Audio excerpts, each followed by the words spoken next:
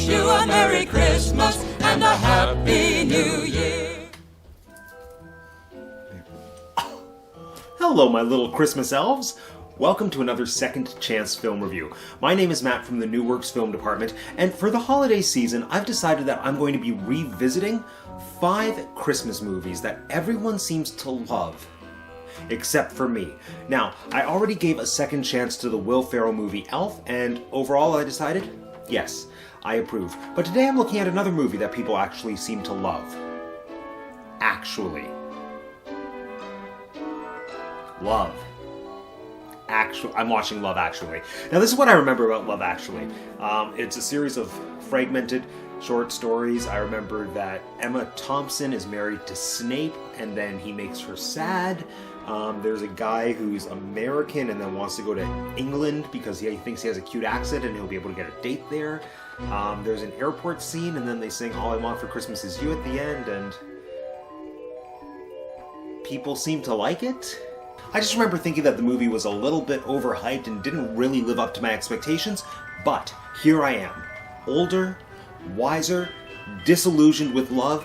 Maybe this movie will speak to me differently now. Let's give it a second chance.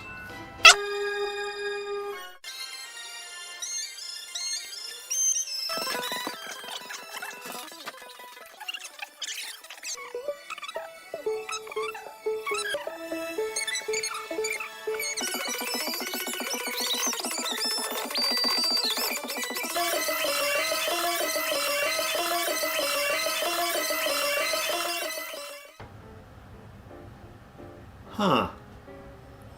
That has to be one of the weirdest things I've ever watched.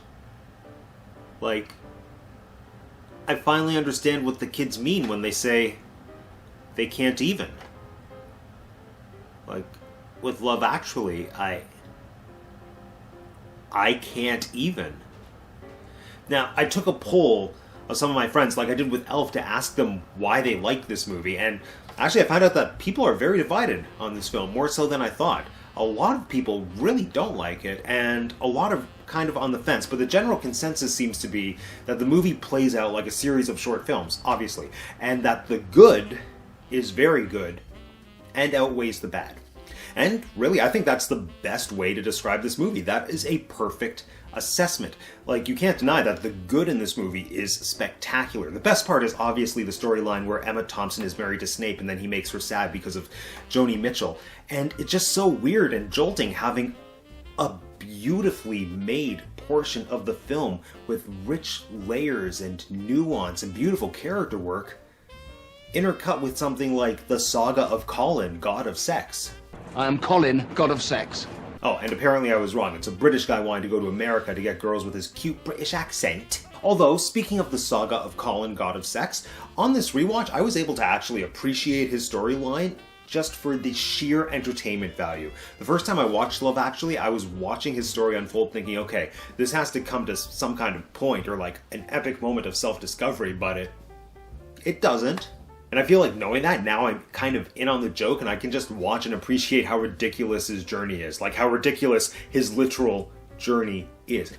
And that's the thing with this movie. It has such a weird tonal imbalance that it feels like I'm constantly watching different films, and like not in the obvious way because they're all different storylines that are generally unrelated. I mean totally different genres, jumping from drama to like late night comedy to rom-com to horror movie. Yes, horror movie. Because Andrew Lincoln's character in this film is somehow even more disturbing than what he did in The Walking Dead.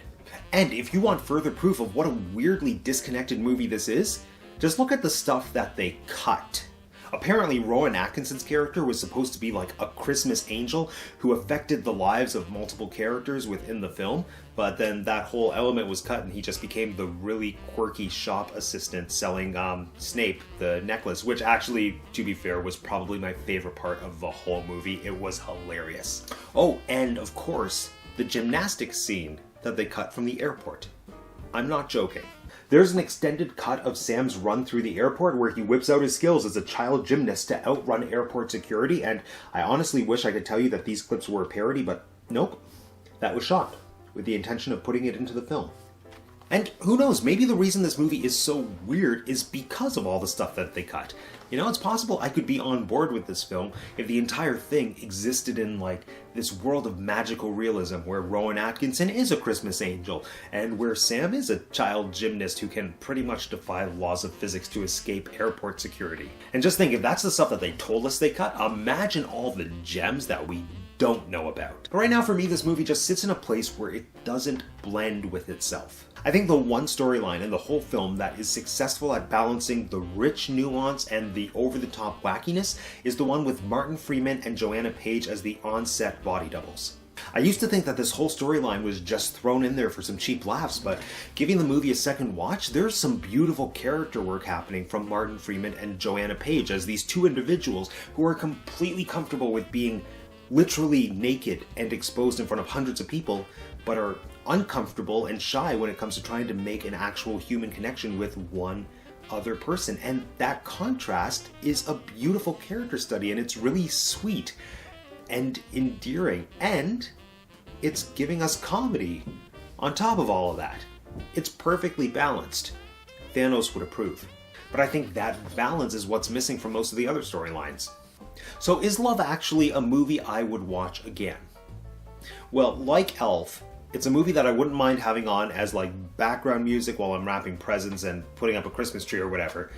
But unlike Elf, I don't think it's a movie I'm ever going to change my mind on. So my overall feelings for Love Actually result in a resounding meh. It got a second chance. I'm not going to go out of my way to give it a third. Thanks for joining me today, friends. Make sure you tune in for another Second Chance Film Reviews from me, Matt, here with NewWerx Productions. Meowie Christmas. We wish you a Merry Christmas and a Happy New Year.